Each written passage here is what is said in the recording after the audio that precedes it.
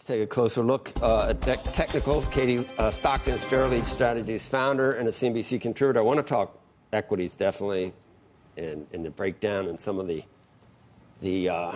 Magnificent Seven. I want to talk bonds. I want to talk gold.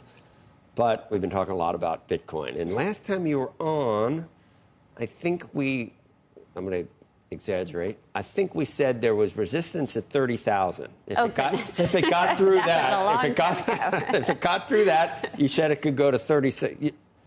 This has happened quickly to 70. It has. I mean, it's a parabolic up. Parabolic. Of which, honestly, this market has a lot of those right now.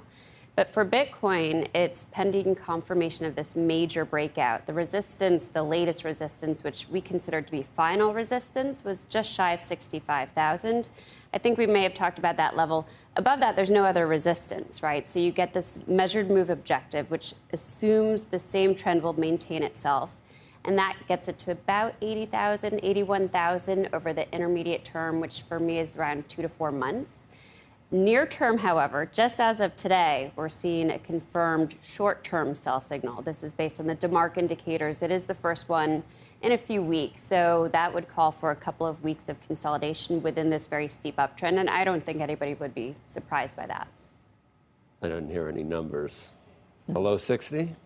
You know, we like to use the 50-day moving averages. Yeah, and what's that? Yeah, I don't know. I should have looked this morning. Forgive me. I mean, I wouldn't be surprised for 50s, even mid-50s. Right. I mean, if you look at the 50-day moving averages for any of these names that are in steep or parabolic uptrends, I looked at NVIDIA's this morning.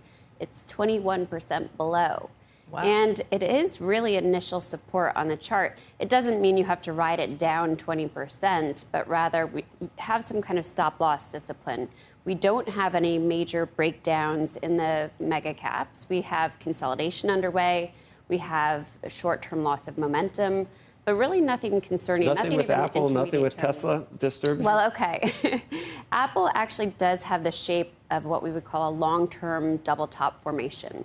So if it were to break down decisively below this 170 support level, that would be pretty major for Apple on the downside. And it would just Apple? Just Apple. Apple no, has been the laggard, not the NASDAQ. There's nothing of that shape or form there.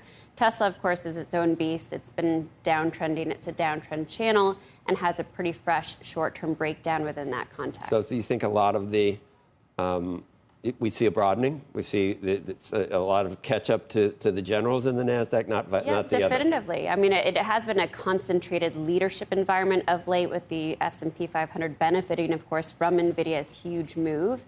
And yet breadth or participation has been super strong, meaning that the equal-weighted benchmarks, RSP as an ETF example, mid-cap benchmarks, those all have pretty major breakouts. And it's even a global up move that we've seen. So around the world, we're seeing big breakouts to even new all-time highs for some benchmarks that have lagged the S&P 500 for many, many months and even years. What about the volatility? I mean, we've talked about how we haven't really seen much on the VIX, but it does feel like there are more volatile elements out there. It's been making higher lows, so it's really quite subtle on the VIX. But if you look closely on a daily bar chart, the chart would project maybe 18 to 21 as sort of a range for the VIX. So elevated, we've obviously seen much worse from it. But we have been, over the past couple of weeks, recommending VIX products as a hedge, a short-term top-down partial hedge. So we don't want to be fully hedged in exposure, because we believe this to be more of a neutral sort of consolidation within a very strong uptrend. Have yields broken out on the 10-year? Yields have short-term upside momentum. To where? And, the initial resistance is around 433, just a minor level. And above that, it projects about 455. That, to me, is a likely level for it to make a lower high. When to 455 are rate cuts off the table? I don't know. That's... I need you to know. I need you to tell me. At least I need you all to tell us, inform the viewers. So I do think that 455 is probably likely based on what we're seeing in the indicators.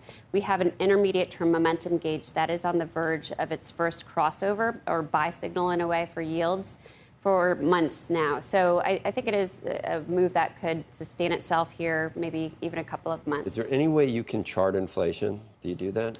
You can chart anything that has a number, right? What is it? But when is you it in have a downtrend, monthly, or is it stopped? I would say it's more neutral. Neutral would be, I know it's not as exciting, but. Because that's what we really need to know, that last mile. And you think, well, that's a fundamental question. Whether the Fed moves the goalpost, says, 3% is pretty good. Do you think that would ever happen? Probably not. I don't know. I'm the wrong person to ask. You okay. keep trying. I do keep trying. Okay, so how about leadership in sectors in the S&P? Anything look really bad? Anything look really good? It's been a very offensive market. So You're offended? The defensive sectors have, of course, lagged. I mean, if you look at the consumer staples sector versus the S&P 500, same with utilities, very well-defined downtrends, REITs as well.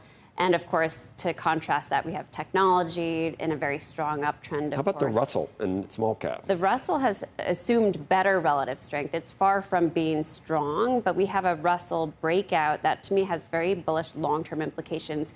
It's almost like I feel like this year is a year of the long-term turnarounds. That's where I think there's some excitement because and you can find them in financials and healthcare and in value stocks. It's funny because you said that the final resistance was exceeded by Bitcoin, but then you still gave me a number for the next one. And that's called a measured move. So it's making a 100% projection of the existing trend, essentially. So that was 80,000. And it 80, seems kind of conservative, doesn't it? But it's all we have. Compared to some people that come on, we have. We hear numbers like 150,000 and things like that.